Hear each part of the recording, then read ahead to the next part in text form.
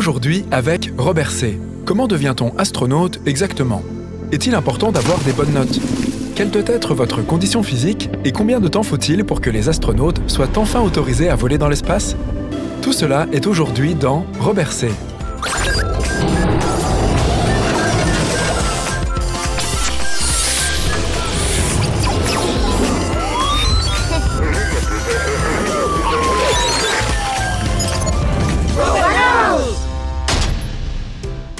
Sì, certo.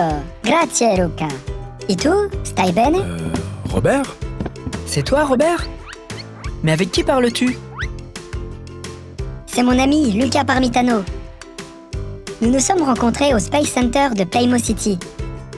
Il était pilote d'essai et est maintenant astronaute à l'Agence spatiale européenne. Un véritable astronaute? Sans blague? Vraiment? Est-ce qu'on peut lui dire bonjour? Bien sûr. Lucas, voici Bennett et Lisa. Bonjour, monsieur Parmitano. Hi Lisa. Salut Lisa, salut Bennett. Mais oubliez le monsieur Parmitano. Vous pouvez m'appeler Lucas. Robert m'a déjà beaucoup parlé de vous. Waouh! Monsieur Parmitano, Luca, j'ai toujours voulu savoir, comment devient-on astronaute exactement? Pour devenir spationaute, il y a plusieurs options. Tu dois être bon à l'école, et si tu es un scientifique, un médecin, un pilote ou même un pilote d'essai, tu peux postuler pour un emploi à l'Agence spatiale européenne. Après cela, tu peux devenir spationaute. Waouh, super cool! Et à quoi ressemble la formation des astronautes? Et combien de temps dure-t-elle?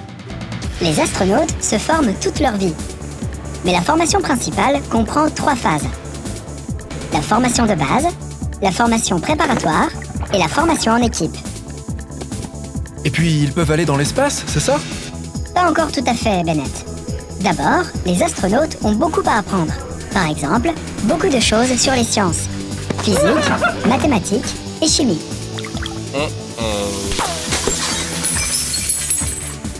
Ensuite, ils apprennent tous les détails techniques de la Station spatiale internationale ISS. Comment fonctionne le SAS, l'alimentation en oxygène et ce qui est et n'est pas autorisé à bord de l'ISS. Ils apprennent également beaucoup de choses sur les vaisseaux transporteurs qui les y emmènent. Il est également important de faire beaucoup de sport.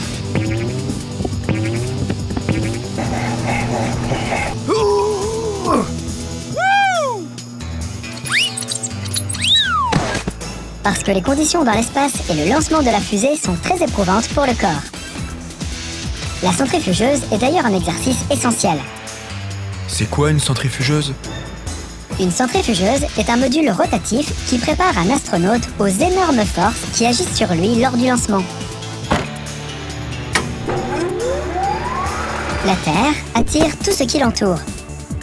Plus on vole haut dans le ciel, plus cette attraction devient faible. Pour voler dans l'espace, il faut d'abord surmonter l'attraction gravitationnelle de la Terre. Une fusée est assez puissante et rapide pour faire cela. Mais elle accélère aussi très fort. Tout comme dans une voiture ou un avion, tout le monde dans la fusée remarque cette accélération. Sauf qu'elle est tellement plus importante dans une fusée que les astronautes ont l'impression d'être 8 fois plus lourds que la normale.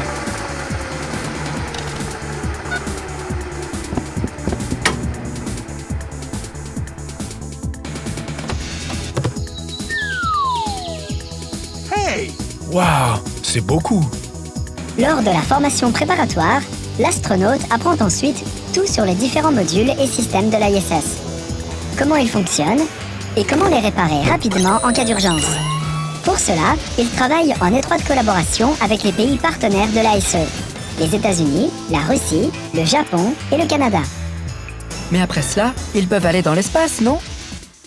Non, pas encore. Une fois qu'un astronaute a été affecté à une mission, il doit encore suivre une formation spéciale pendant plus d'1 an et demi.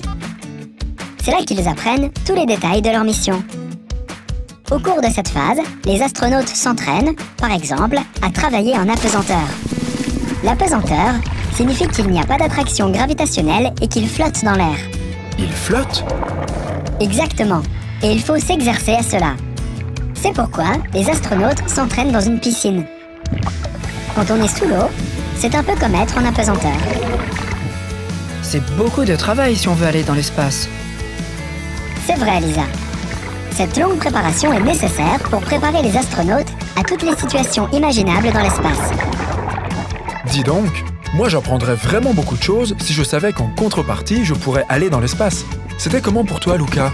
Tu voulais déjà devenir astronaute quand tu étais petit? Tu sais, Bennett, quand j'étais petit, je crois que tous les gens de ma génération voulaient être astronautes. Bien sûr, je n'étais pas différent. J'ai grandi en regardant des films d'astronautes et j'ai vu aux infos comment, après un long moment, des astronautes ont pu s'envoler dans l'espace. J'ai donc certainement rêvé de le devenir aussi et j'ai eu beaucoup de chance que cela se produise réellement. Cool. Une dernière question, Luca, s'il te plaît. Qu'est-ce que ça fait exactement d'être en apesanteur? Lisa, that is a fantastic question and it's one that I get all the time. C'est une question fantastique, Lisa. Et on me la pose souvent en plus. Il est en fait très difficile de décrire ce sentiment. La meilleure façon de le décrire est de s'imaginer dans un rêve où vous pourriez voler. Presque comme Peter Pan et ses amis quand ils volent. Avec la douce poussée d'un doigt, on peut se déplacer partout. Sauf que c'est un peu mieux quand on se réveille sur l'ISS et qu'on réalise que ce n'est pas un rêve. You actually are floating, you're actually flying around, so it's even better than a dream. Incroyable! Ça semble magique. C'est le cas. Mais je crois que nous avons détourné Luca de son travail pendant assez de temps.